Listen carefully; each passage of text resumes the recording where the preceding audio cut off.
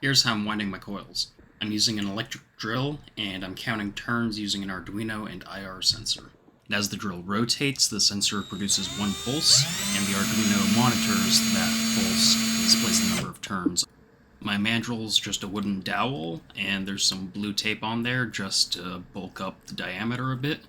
And there are flanges cut from some scrap material. One flange is permanently attached to the mandrel with a lot of hot glue, and the other flange is just tacked on to make it easy to remove.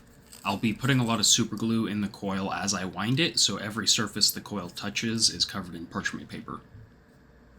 These two dowels just help me keep the flanges parallel while I'm tacking them in place. I start by feeding some wire through a small hole in the removable flange and putting a drop of superglue on the mandrel. I tape the lead down just to hold it in place, and that'll be enough to keep it there as the coil starts winding.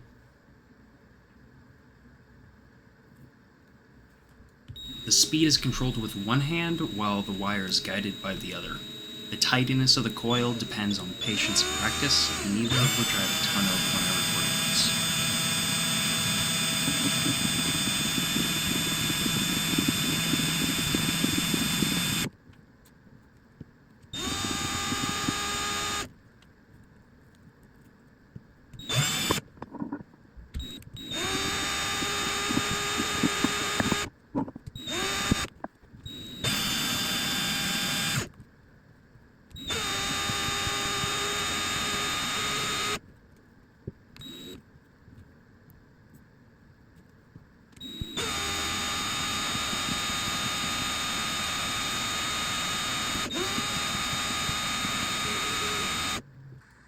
I spray the coil with some kicker so the glue sets, and then I cut the wire.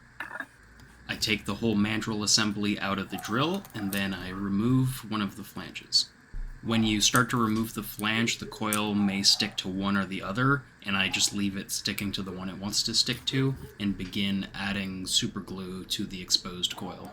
After a little kicker, the coil will now hold its shape pretty well, so I just take it off the mandrel. Once the coil is off the mandrel, I twist the leads and give them a little glue to keep them together. The enamel is taken off the leads with some fine grit sandpaper. So far I've used this technique to make 4 coils and it's been working fine.